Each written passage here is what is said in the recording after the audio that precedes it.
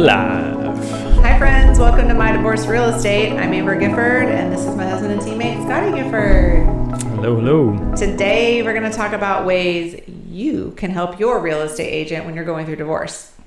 That's an interesting topic as you bring up, because you're always thinking about, hey, how can we help you and how can we help the situation and how we can get them connected to things. But let's have this conversation. This is a good point. Yes, I mean, as a real estate agents, as we are, I often think about the children first, and there's certain tips that I do for them to make the transition go smoothly. But we wanted to kind of reverse the spin and talk about you in general and what you can do, because sometimes it's a court-ordered real estate agent. Maybe the judge chose this person. Maybe a lawyer on opposing counsel on your side said, bring in so many real estate agents, we want to interview them, and then the mediator decides. It just may not be your decision who's being used, and you may be on the offense because of it. Oh, for sure. Yeah. So usually if it's not, you want to be champion your person, not someone else's, right? So, yeah. But at the end of the day, if you've been court ordered to sell the home, you want to help maximize the amount of money that you're going to get from that proceeds, right? So, because half that money is going to be, likely coming to you. So, not dragging it out because you're angry. Let's be real. We're all angry on some level, or not when we're going through this, and we have hard days. But so I think first and foremost, as your agent should be with you, you should be with them and be upfront. I think it's important for you to set your expectation with them and what you're expecting of them if they haven't told you, whether children are involved or not. Doesn't mean you're going to always get everything that's there, but at least they know where you're coming from without hearing the background story, he said, she said. None of that matters, but the expectation of the processes of the transaction. Yeah, and so what I'm hearing, is this is going to be a very emotional decision, like it always is when you're moving, right? But it's also going to be a financial thing that's going to come through this. So making sure that the emotional parts are kind of, kept in check, and that's what a good agent should do on all situations, is dealing with all parts of this, from the offers to the list price to the negotiations to the closing date. All those, the realtor should be there to try to help you keep those emotions in check and move the transaction forward. Yeah, we have a fiduciary responsibility to you as well. So, we're looking at you and your best interest at hand, whether you're divorcing or not. We're there for both of you. So I think it's important as a seller to, I want to hear your expectation of me. I want to hear what you're looking for, what you don't want, and things like that. Like I said, you have to be open and communicate, hey, they may not always agree with what you're saying, but they're the experts. Listen to them. Yeah, that's a good point there. We always try to say, hey, what do you hope to accomplish? What is your expectation of time frames like that? And then we could give you some feedback. Hey, this is what we're looking like as timing wise. This is how long the transaction takes overall, right? So, and most times, even when we were back in May, right, it was still 35 day to 45 day close, even if you get an offer day one, right? So it's not going to be a transaction that just happens overnight. In real estate, I always like to say things move slower than you expect them. And with the divorce, things move even slower. So. Realistic timelines, that's on our list too. Listen and rely on your agent. You may hear your neighbor's house sold in 2 days, but they had a pool, but you don't. You never know the circumstances. You have to have a realistic timeline on all of it, because weird things can happen, and there's slower parts of the year, school starting, school ending. There's just different time frames that makes things slower or faster. So having realistic timelines, asking questions. I feel the number one most important thing that I always do for my clients, that if your agent isn't asking for this, you need to request it. There needs to be a group text between you, your ex, soon to be ex, whatever they are, the agent, all of you.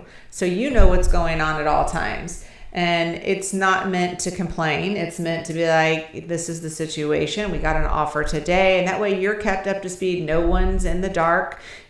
Text to me is faster. You can definitely use an email, but if you want to know right then and there, and you don't want them calling your ex-husband, but I got an offer, and then later they tell you, that way everybody's in the loop at all times. Communications up front and open from the beginning to the end. Yeah, I think Amber's always done a good job of doing that. Like she's, I think we both pride ourselves on having, good communication skills with all of our clients, but especially in a divorce situation, right? You want to make sure that, and she's always done this, to make sure that everyone is up on everything to the minute, right, of where we're at and where we're heading and what our expectations are. So going most forward. of the time, people don't want to be seen in a bad, negative way. So most everybody's on their best behavior. Not always. I mean, I've had some few cuss words thrown at me here and there. It happens. I just take it like a grain of salt. Try to be professional.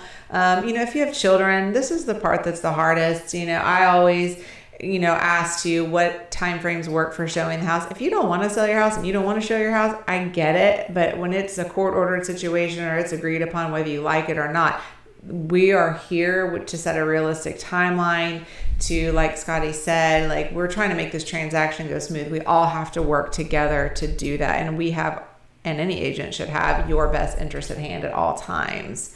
Mm-hmm. Something else I like to ask too is, how are the children? So I know about where I'm supposed to put the lockbox, because I don't want it on the front door if they come home from school every single day and they're reminded, oh, that lockbox is on the door. Mm-hmm. Like, what can I do as an agent to make it better for you? So flip that around. What can you do for your agent to make it better for them, for your children?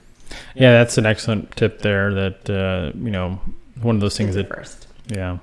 So, and at the end of the day, always navigate back to the same thing. What's the end goal?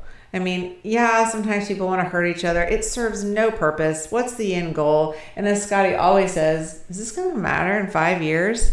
Like, really? No. Take a step back from yourself, please. That's always a great question to ask yourself, especially when you're thick of things and things are emotional, things are heated, and it's like, is this even going to matter later on, right? So, composure. Yeah, exactly. I think it just allows you to step back from the situation at that time, right? It's the most important thing is just we always try to come across and have that patience. Yeah. Time is of the essence in real estate as well. I mean, you really can't take too long sometimes to wait on a decision, and you're going to have to make decisions quickly. You probably will have to communicate with your ex, like, do we want to agree on this? No, just make it fair game. If someone's asking for, the AC to be fixed, but you don't want to fix it, like, at least let's negotiate a middle ground between the two of you. And a good divorce real estate agent will know how to mediate between the two of you. They will have some form of, background and skill. I have a CDS license, which is certificate divorce specialty. It's dealing with personalities, so you know how to deal with these kinds of situations when people are combative. So again, turn everything back on yourself. Is this going to matter in 5 years? What's the ultimate goal? I love how she just brushes over her certifications like it's no big thing. But the reason I think she does that is because she's had 7 years, or seven.